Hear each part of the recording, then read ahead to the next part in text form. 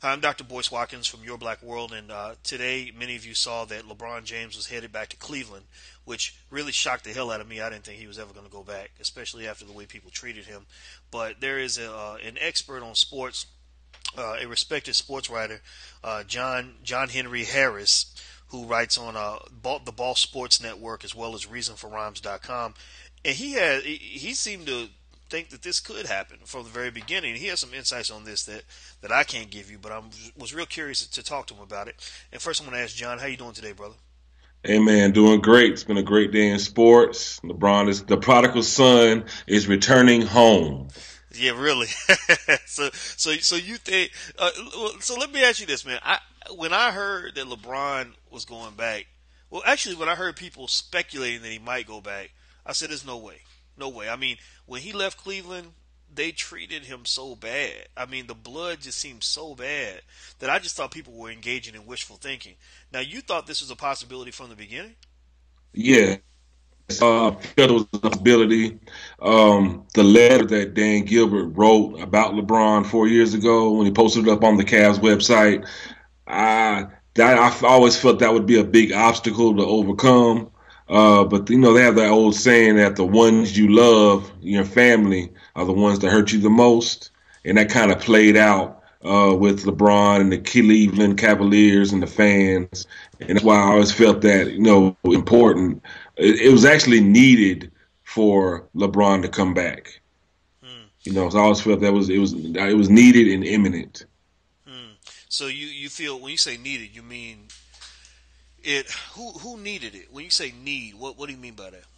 I feel like when I say need, I mean like the city needed it just to heal. They haven't had a major championship since 1964. I lived in Cleveland for a short time, and you'd be surprised how things like that really affects the psyche of the average person walking the streets of a city.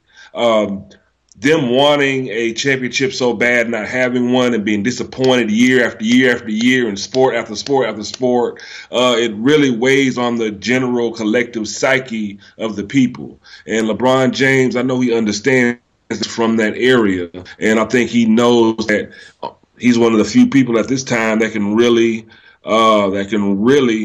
help with that situation. And I think that's why he's also, a big Johnny Manziel fan as well, Johnny Football. Because that area needs that kind of excitement, upliftment. They need that. Interesting. Well, I'm going to go back and revisit some of what Dan Gilbert wrote publicly to LeBron, or actually to the Cleveland fans about LeBron. First thing that he talked about in the letter is he says he talks about that ill-conceived TV special LeBron did. Right. The decision, which even LeBron regrets that decision. A lot of people felt that it was problematic. So Gilbert actually says that it was announced with a several-day narcissistic, self-promotional build-up culminating with a national TV special of his decision, unlike anything ever witnessed in the history of sports, probably entertainment. He says, and then he goes down to make a personal guarantee that the Cleveland Cavaliers will win an NBA championship before the self-titled. Now that's a Yeah. stab right there. Former king wins one. So that's a lie. I mean, and it's interesting. I mean, just the fact that this man, knowing how many tens of millions, if not hundreds of millions of dollars, as well as a lot of luck it takes to win a championship, Right. would make a personal guarantee like that he has not followed through on. That tells me that he was definitely letting his emotions get the best of him.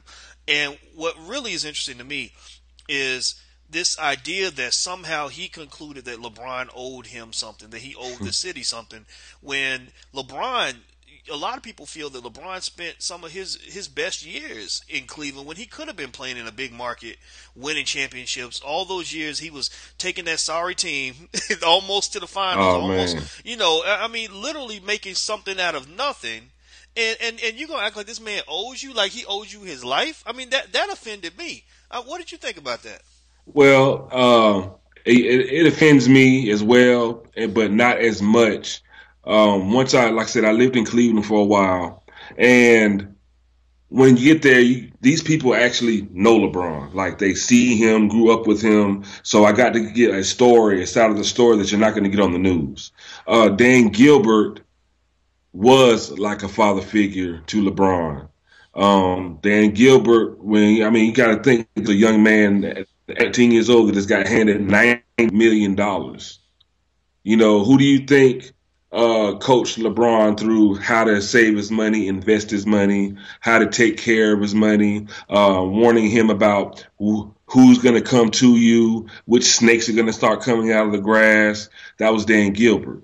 Now, of course, there was kind of some self-motivated because that's his prized investment as well. But it was or his prize Negro. Exactly. I'm sorry. He helped this brother out, and I'm gonna let you finish. I didn't mean to cut you because you know I respect you, man. I don't like even jumping in like that. But okay. You gave him $90 million, but he gave you probably $200 million worth of extraordinary play. First of all, people don't understand the dynamics, the financial dynamics, but NBA players are sorely underpaid. Right. The contracts that they're getting today are not that much better than what they were getting back in 1996-97 before they had the lockout and the salaries were capped. So LeBron James, his market value can easily be estimated to a team of $50 to $80 million a year. Right. So let's get that out of the way. But then on top of that, he didn't give him this money to be nice because he wanted to help a brother out. He did it because LeBron is one of the greatest basketball players in NBA history. So yeah, okay, you paid him the money. You paid him almost what he was worth. He gave you the best years of his life. Carried your sorry ass team farther than they ever would have went without him. And you did some things for him. You gave him some fatherly advice, made him feel good. But you don't own that man. No. And that's a problem. Please continue. Now the $90 million I was speaking of, that was the Nike contract. I'm not even gonna touch. You know what I'm saying? No, because LeBron will never get paid what he's worth because of the new collective bargaining agreement with the NBA and the owners and the players. The only winners are in that situation with the collective bargaining agreement and the owners. They're the only ones that are going to be allowed to make money. Our automatic stipulation, salary caps, built into the collective bargaining agreement. No player will ever get what they're worth. And and on a side note, NBA lockout coming soon. I feel there will be one coming soon. But back to LeBron, you got to understand as well. I hate to talk about this, but his mother was young, and she was not necessarily the best role model for him growing up. So growing up, it's also commonly known that LeBron's mother would actually take him and he would stay at teammates' houses and coaches and stuff like that for weeks and months at a time. Like I said, Dan Gilbert really did literally bring him in and give him guidance. But like I said, there was self-motivation behind that too. But at the end of the day, if you go back and read Dan Gilbert's letter about LeBron, he's talking about himself. Dan Gilbert's letter reflects on himself. That wasn't LeBron's special wasn't the worst thing in sports in history. That letter was the worst thing in sports history. When have you ever heard a team owner get that personal, like a jilted lover on the altar? You know what I'm saying? It's horrible. I mean, you got all this. That's the worst display. That was the worst display I've ever seen, especially from an owner with that much money and supposed to have more integrity than that and tact. I mean, that was horrible. And if you go back and read each line in that letter, everything reflected back on Dan Gilbert and the Cavaliers. LeBron left. He had to learn how to win a national NBA Finals. He had to learn that. He learned that now. The Cavaliers, as an organization, they had to learn what it takes an NBA championship caliber team, and they proved that they made some awesome deals in the 11th hour to free up cap space and improve that roster for LeBron James. The Cavaliers and the Knicks, so far, they've been the only two teams that have done anything, in my eyes, to improve their squads and make them a winning contender. And Really? the Cavaliers did it out of the blue. They showed their worth to LeBron. And like I said, that's home. The Mm, ones that love you the most are going to be the ones that hurt you the most. mm. But they can get over that. So do you think that Cleveland? You mentioned they impressed LeBron by making appropriate roster changes. Do you think Cleveland instantly has made themselves into a contender, not just by adding LeBron, but by adding the pieces around him necessary to win a title? Without a doubt. This is my personal opinion. LeBron James, as great as a player as he is, as great as he is with the basketball, LeBron James to me plays best when he has an aggressive, young, stable point guard. And they have that in Kyrie Irving. They paid Kyrie Irving the money he's worth and what he wants. He's not going anywhere. That complements LeBron well. They're bringing in. They drafted Andrew Wiggins, another high flyer. He's one of the most athletic players to come out of the NBA, come out of the college ranks, and he made it to bring in Kevin Love, who was a three-time All-Star. You know, someone who's proven his worth in the NBA, which will help LeBron as well as a big scorer. Hmm. They've made awesome moves. It's very impressive. These are the kind of moves that Cleveland Cavaliers are not known for making. They get in these number one picks who NBA draft who end up being bust. They've been the laughing stock for the league since LeBron left and before he got there. They're showing their worth. They've grown as an organization, and I think that LeBron and the Cavaliers they have a lot. They've proven a lot to each other, and together they're going to prove a lot more. So how do you think things pan out with all the other free agents that are out here? I mean, one of the things that I'd read was that LeBron was holding up free agency. I think you actually wrote this, if I'm not Yeah, mistaken. You wrote yeah, this. my brother. That's actually my brother. He wrote that Oh, story. MD Harris, y'all, a new writer for Boss Sports. okay. Um, LeBron, he did. He literally had the NBA in a chokehold because everybody's decisions hinged on what he was going to do, almost to a point of detriment. Like Chris Bosh. Chris Bosh was offered 4 years, 88 million by the Houston Rockets. Mm, That holding no, but he's waiting on LeBron to return to Miami. However, Chandler Parsons, he had an option for the Houston Rockets to return for $900,000 because of the decision because of LeBron's taking up so much time to make his decision. It held up Bosh, which also held up Chandler Parsons. So he ends up getting a $40-something million, a $45 million offer from the Dallas Mavericks that the Houston Rockets either must match and pay him, or let him go. When they could mm. have easily signed him back just by checking off that option for $900,000. Wow.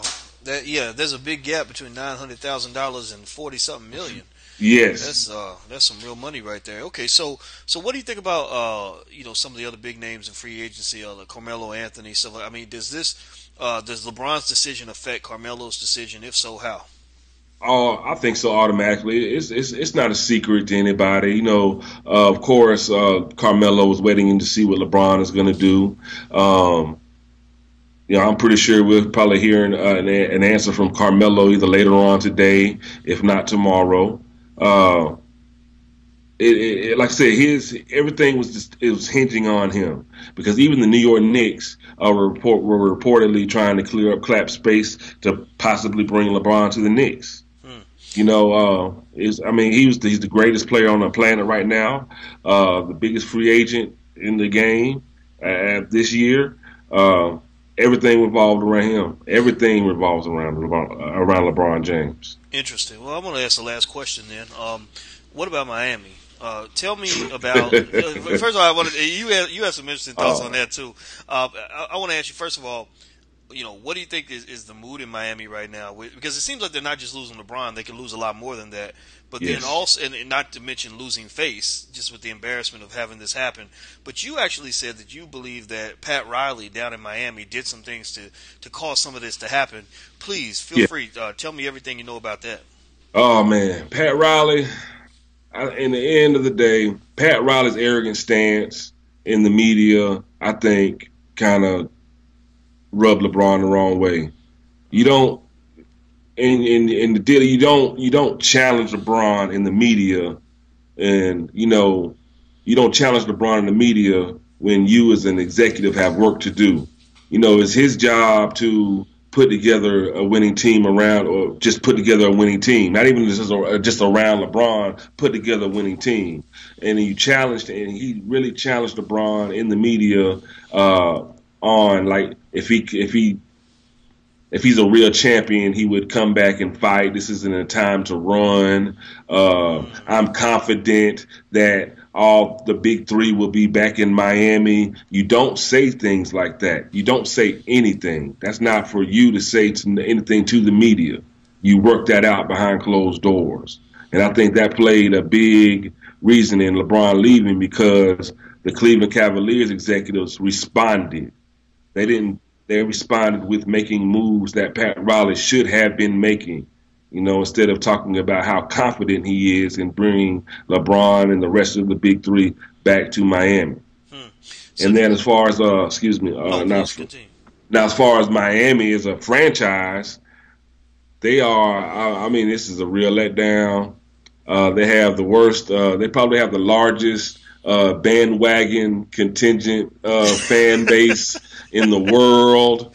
They made that clear the way during the finals against the Spurs when they were losing. When they leave the arena early. The very fair weather fans, very very. They've shown themselves to be fair weather fans. They have a lot because they're really going to lose a lot of money. They're still, Miami's not really an old franchise. They still, they got Miami. The Heat came to Miami during like the early '90s, late '80s.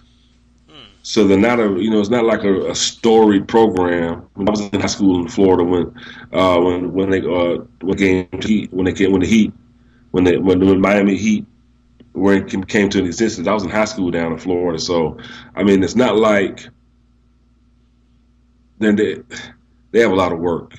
They have a lot of work that is down. Miami is, like I said, many don't think of it as a sports town, but it really is when they're winning. Just like they're not like the New York Knicks. New York Knicks fans, even when the Knicks are losing, they will still sell out. They will sell out the Madison Square Gardens just to talk about how sorry their team is, but it's still their team. The Miami fans aren't like that. Interesting. So, and you can't help but to think that this recent championship performance just played a role in creating the momentum for everything. Just kind of hit rock bottom for them. I mean, they didn't just get beat; they got their asses kicked. I mean, they got embarrassed. I mean, I remember, I kind of followed it a little bit, and then I followed it a little more closely when things got kind of crazy. And I was so impressed with what the Spurs had done. The way they put together just an amazing organization, almost at the level Yes. of the New England Patriots in terms of how Yes. efficiently they do things. And and then on the converse, you see Miami. You're like, these guys act like they ain't never played basketball before. It was ugly. I mean, so it almost seems like this was a natural follow up. That it seems like just the mood of the organization just has to be so bad that they're just almost embarrassed to take a similar team out onto the court next year, knowing that if they get to the championship, there's nothing to be excited about. You might just get your ass handed to you. And you know what else? And I'll say this, and I'll let you get the last word in. You know what it reminds me of? That butt whooping they took. You know what it reminded me of? It reminded me of when UNLV beat the shit out of Duke in the championship back in 1990. Wow. And I mean, I think they beat them by 30 points or something. I mean, just humiliated them. And what was interesting though, to me, the difference is in this case, everybody can bail out. Everybody's gone. In the Duke case, they had to stay. If that's your school, that's your school. Play. We know college athletes don't have any rights, right? They don't. I guess Right. apparently they don't deserve any. That's what people think. And then they brought in Grant Hill the next year, and they faced up against Vegas again in the Final Four, and they were able to pull off one of the great victories of all time. And I still remember that because I think I won $50 in a bet in my dorm. I'm gonna tell you the bet I had. The bet I had with the other guys in the dorm was I literally bet I bet like maybe 5 dudes $10 a piece, something like that. And I literally bet them at the start of the Final Four, or it's not Final Four, excuse me, start of the March Madness. My bet was that any team other than Vegas will win the championship. All they had was Vegas. Wow. I had 63 teams. They had one. That's some great odds. Man, I thought they were great odds until I saw them guys get on the court. I mean, every game they were beating teams by 25, 30 points.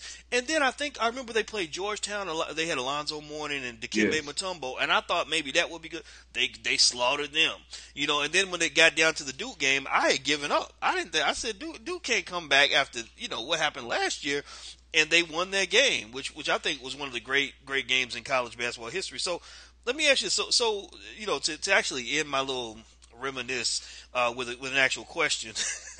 Do you think that this mood from for example, let's say that they had lost in Game 7 by 3 points.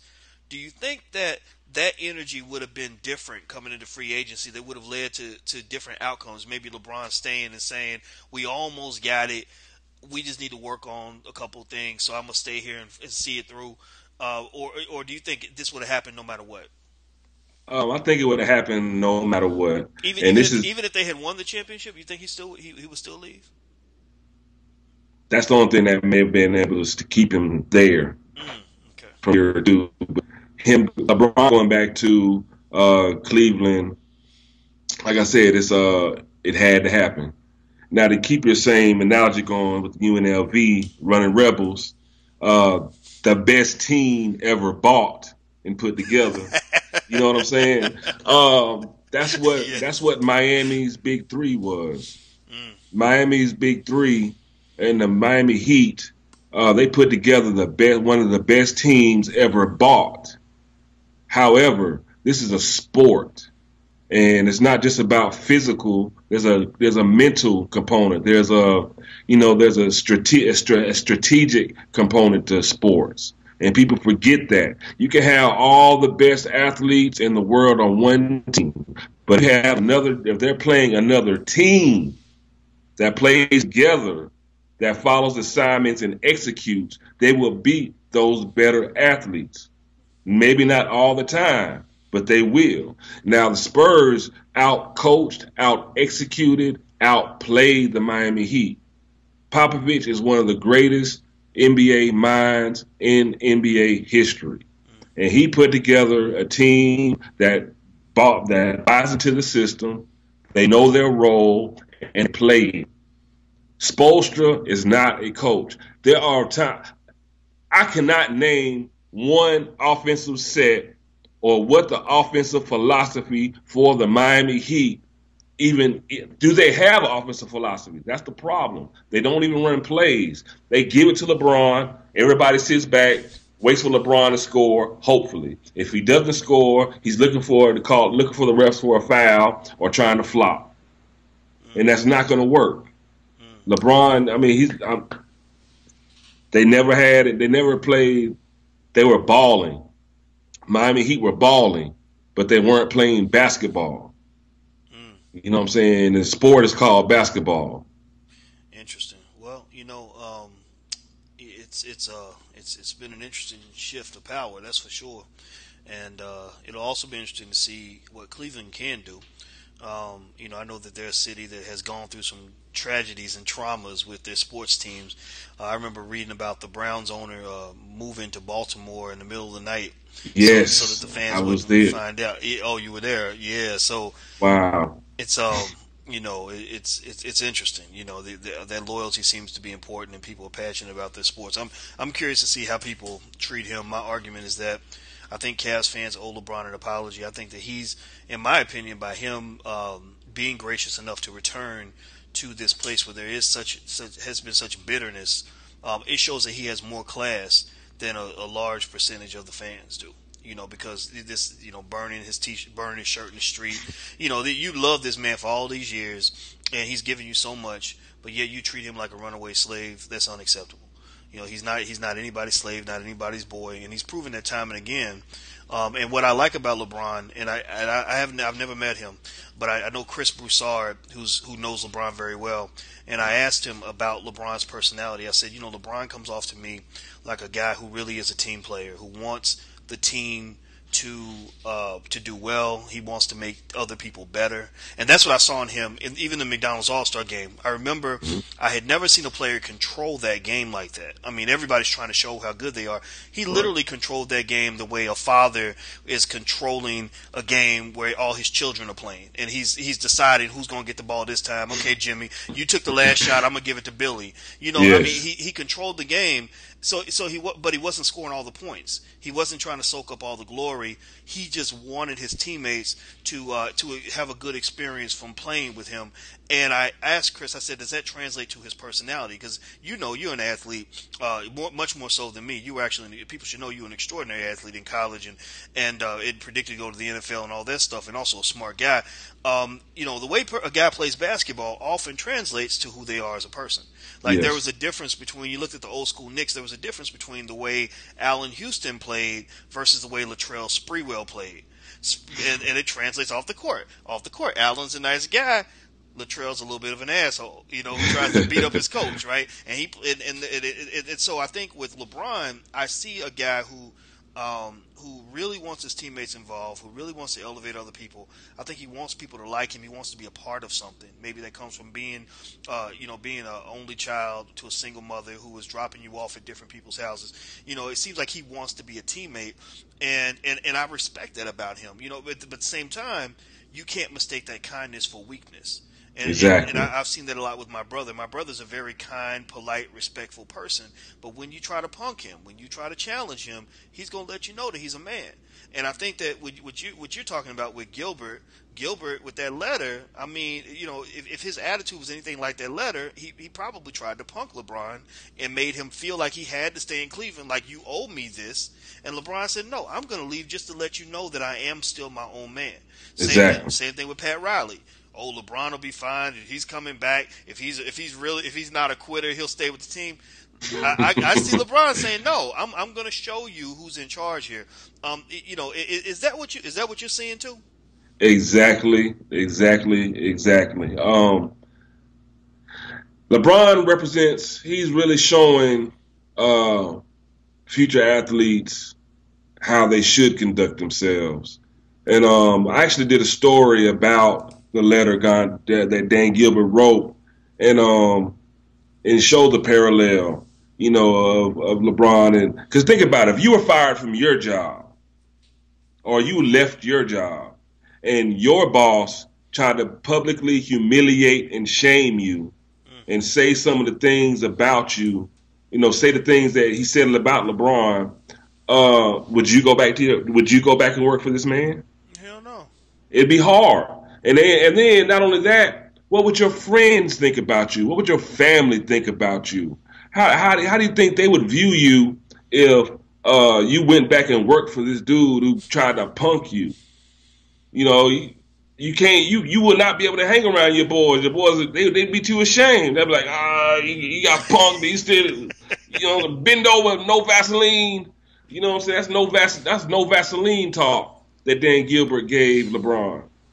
So, but LeBron, what I love about LeBron, he quietly, subtly lets the NBA, the owners, and everybody know that y'all need me more than I need you. You know what I'm saying? Like I said, I will sit here and delay my decision. I will take my time making my decision, knowing that it affects all these other decisions, and know you're not going to rush me. Well, I love it. love it. He's not a punk. He's actually, and I think he's very good for the NBA. You know, he doesn't. He's not over the top, not out getting in trouble, not out making No. bad decisions. He also cares about something other than himself in basketball, and that's And something. one more Go ahead. thing. Yeah, sure. Even though LeBron left the Cleveland Cavaliers, he never left. LeBron does so much for Akron and the Cleveland communities as far as community service. He still keeps his home there. He loves where he's from.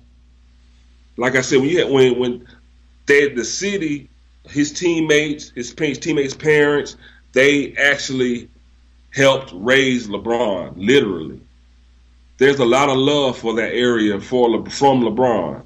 He never left. He just and I allude to this in a story that I wrote for Boss Sports.